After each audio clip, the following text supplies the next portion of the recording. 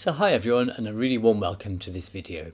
My name is Dan Jones, and today I'm going to talk to you about one of the techniques which is often a real barrier for many guitar players, and that's bar chords. So I'm going to offer you exercises, ideas of posture, style, fingering, which I really think will help you with the journey to playing bar chords. So before we go into the lessons, I'd be really grateful if you could subscribe to my channel, as this supports the work that we do. Thank you so much. So let's get on with the lessons. So firstly, what exactly is a bar chord?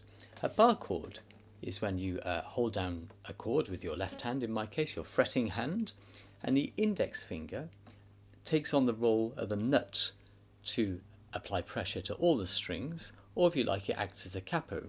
So if I was to play this A major chord as a bar chord in fret 5,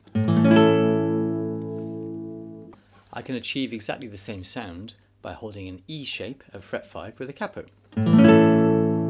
So the capo is doing the job that my index finger was doing a moment ago. So it's worth mentioning here that a bar chord is different to a power chord or a 5 chord as loved by rock guitarists. So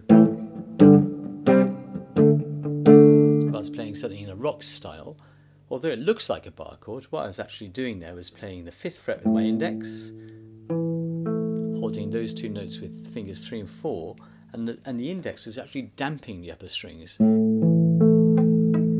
so I can hit them firmly without the open strings sounding. So a 5 chord or a power chord is not really a bar chord, it's a different technique. Now, it's really worth mentioning that employing bar chords into your technique is a marathon rather than a sprint. If you try to do this too quickly, you risk injury, because you're using muscle groups and creating psychological patterns which are different and are new. Listen to your body. If you start feeling burning sensations or strain, stop, have a rest. It's really important. I know many guitarists who've had months out through injury because they've tried too hard or tried to rush the process. One of the most critical things about playing bar chords is to make sure that you're sitting correctly. It sounds unimportant, but believe me, it's really important, because your left hand or your fretting hand needs to be completely free. Now you can see that as I play my guitar, this hand has no impact on how still the guitar is. The guitar is stable, and if I'm in any way using my left hand to stabilize the guitar, then it's going to cause a problem. So at the moment I'm in classical posture. I've got my left foot on a footstool, a raised footstool, quite high as well. Now some players dislike footstools, and that's fine. Some players prefer to use a support, some players prefer to use a strap, that's fine. But what's really important is that the left hand is allowed to be independent. So at the moment I'm in classical position. You could consider using a footstool for other styles as well. So here I've got a steel string folk guitar. I'm doing bar chords, and I'm using a footstool, but my footstool is actually underneath my right foot, and this is a posture I often use, but the slight disadvantage is you can see the right shoulder's lifted up. It's because it's quite a big instrument for the resonance. Similarly, if I'm playing jazz or blues, I'll often use a footstool under my right foot.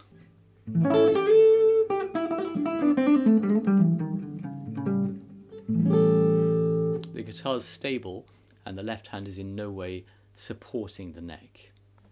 The whole fretting arm needs to be relaxed and free to move to play bar chords well. I sometimes see players sitting back with the elbow resting on the left leg. There's no way you can ask your hand to do an effective barre position if you're doing that. Your sitting position should be poised, so I'm sat forwards and upright. I'm not rigid, but I'm relaxed. And that means that I've got a good sense of perception as to what the left hand is doing, and I'm alert and ready to play. Now, sitting upright like this, you may find it slightly uncomfortable. So when I play, I've actually got a cushion just behind my backside at the base of my back, which just helps me to move forward and puts me in a kind of a poised position. So experiment with using a cushion, but it's really worth spending time with your posture. Now, the next thing is a big one. It's all about the angle of the guitar to your body. When we're trying to find chord shapes, especially new ones, what you'll see happening is people gradually tilt the guitar outwards so they can see the fingerboard better, and of course that's understandable, but that has a real impact on the hand position. If I'm doing a bar chord in this position, what I think you'll be able to see is that there's now an angle being created at my wrist, and that immediately places pressure on the tendons. I can probably show you that better with a different angle. So here I've got the guitar into my body, pretty much a straight line there. The guitar tilts, and you can see that I get this awkward angle in the hand. And although I can create a bar, it's going to put pressure on my tendons.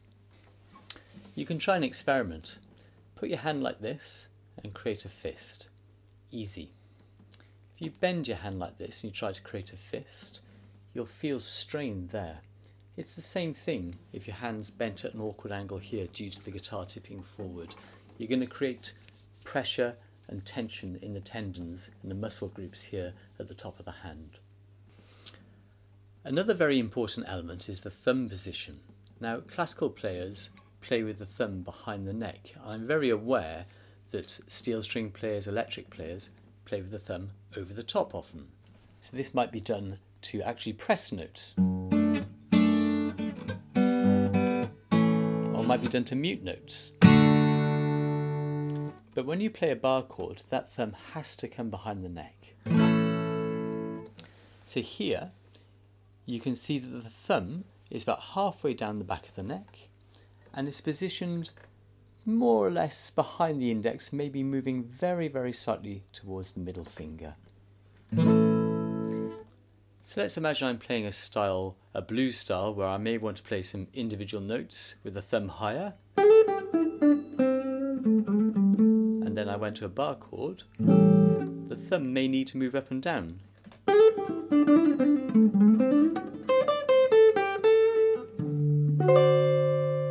So you have to be quite flexible with your movement of the left hand. Another one which is often employed by steel string players is that the index finger tends to end up folding around the base of the neck. So this could work for a blues riff to bar just 3 strings, but if you try doing a full bar when you're holding the base of the neck with your index, especially if it's bent, it's going to be impossible to get an effective barre. So we need to get that freedom in the index finger and keep it away from the guitar. Now here's one of the more challenging elements to this, and that is asking your index finger to be straight whilst fingers 2, 3 and 4 are bent. You're going to need to do that to create a good bar chord, and we've just spoken about how if the finger's bent around the top 3 strings and you try and create a bar that way, you're going to have impurities in your bar chord. Now here's a good experiment. Take a pencil, play an A major bar chord or any bar chord, and you should be able to place a pencil through a hole there, just below your index finger. If you're grabbing the guitar like this, that won't go through. Okay, so that's a good way of policing. If I try and show you that angle here, you can see there's a hole there. Now if we look at our index finger, everyone has got these 2 little notches in the finger where the knuckles are. And if you get a string caught in those notches, then you're going to block your bar. So the finger needs to be as straight as possible to make that as smooth and as firm as possible. But also, you may want to consider experimenting with the up and down action of the bar. So if I was to play a bar like this, and I've deliberately placed the 3rd string in one of those grooves, you see that 3rd string won't work. So just by moving that finger up and down, I can find somewhere where that's going to work. So it's up to you to find the sweet spot for your hand, and after a period of time you'll find you do it instinctively without thinking about it. Similarly, you could look at rolling the finger slightly to the left or slightly to the right. That's because these areas at the side of the finger are naturally more firm than the pad in the middle.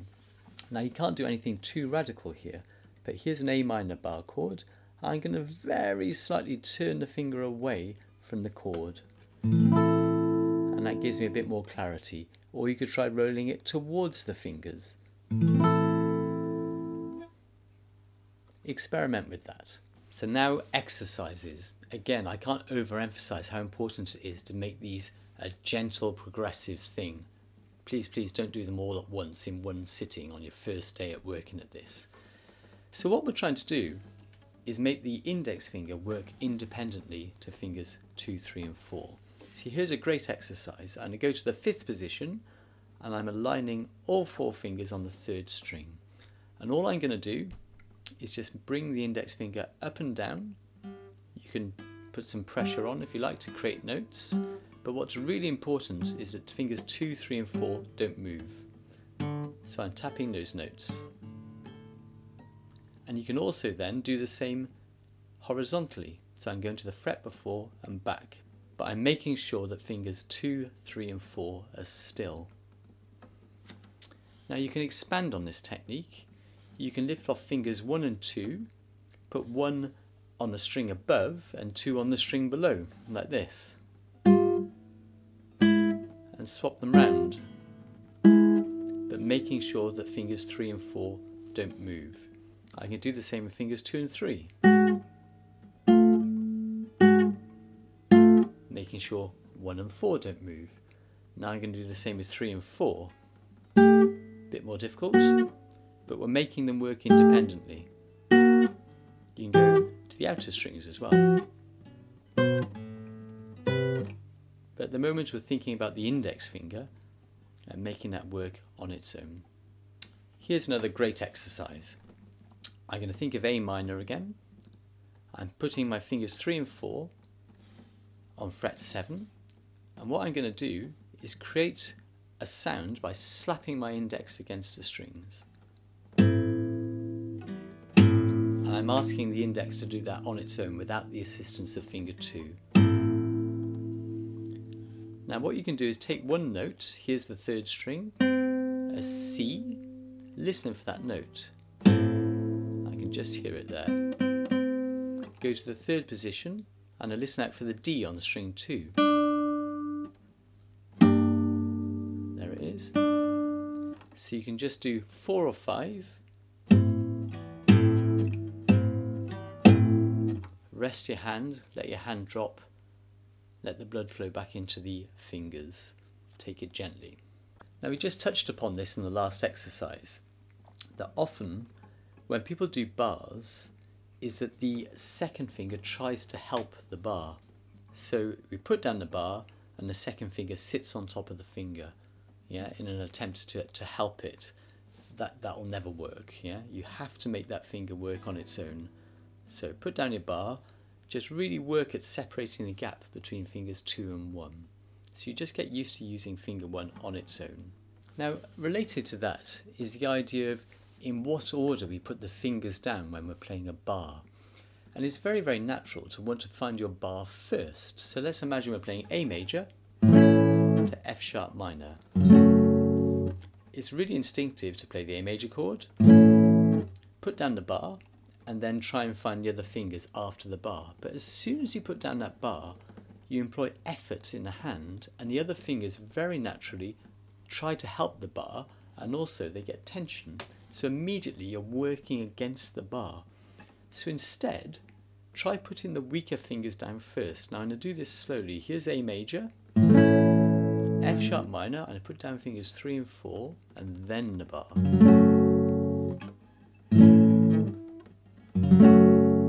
Here's the same thing with B minor. I play a D chord, put down the fingers 2, 3 and 4, and my bar goes down last. So it's almost like you roll the hand backwards to avoid the scenario where the finger's working really, really hard and causing the other fingers to go and lean towards it. Anticipate your bar chords with clever fingering. Listen to this progression. A major, E major, F sharp minor. Now, rather than playing E major in the normal way, maybe play the chord with fingers 2, 3 and 4, so your index is free, and then you can slide up the fingers 3 and 4, get those applied, put your barre on last. So your clever fingering for E made the F sharp minor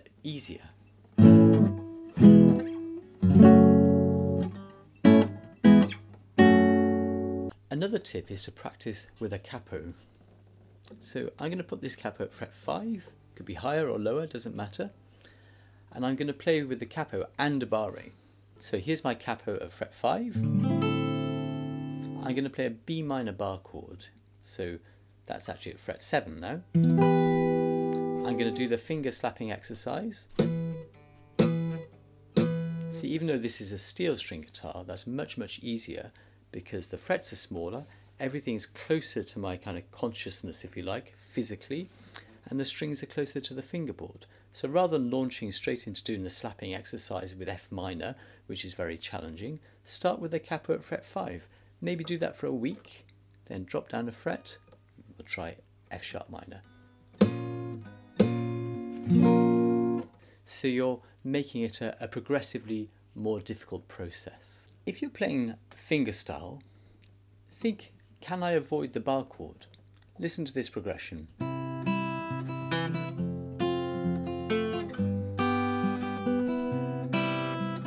So it's just a C chord, F, G, C. So obviously the challenge there is the F bar chord. Rather than playing F, why not an F major 7? This means that I don't need a true bar, and actually I think for this style it sounds really nice.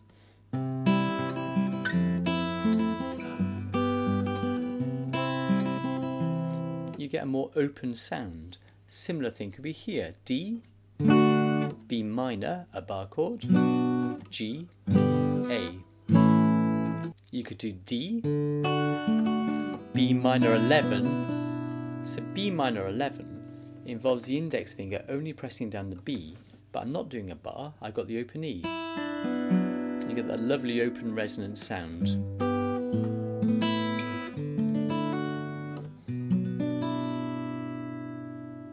Also, learn the chords in various positions on your neck. F sharp minor 7, second position bar chord, really difficult. Your bar's actually holding down 5 strings there. That same chord is available in the 9th position.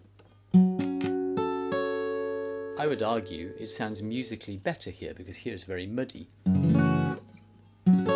So think about where on the fingerboard you can play your chords.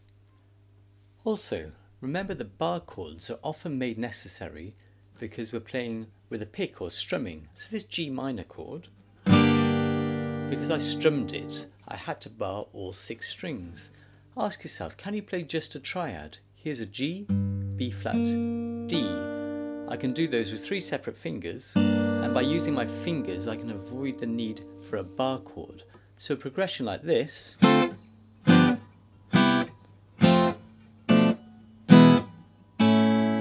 could be played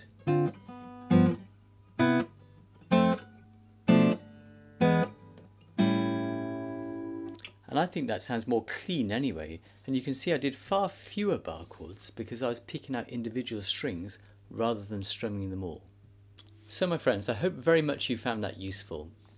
Just let me reiterate, this needs to be a gradual process. If you force these exercises or try to do them all in one go, you're going to do yourself an injury. So do take it easy. See this as a 3-month project, a couch to 5k, rather than a sprint, having sat on the sofa for 6 months. Okay, take it easy and just work at these things mentally and physically in terms of your position, your posture, the way you hold your guitar, and then it will come. If you try to make it happen in a week, you're going to have a problem. I hope so much you found that useful. Again, be very grateful if you'd subscribe to my channel. Thanks so much. Have a great day. Bye bye.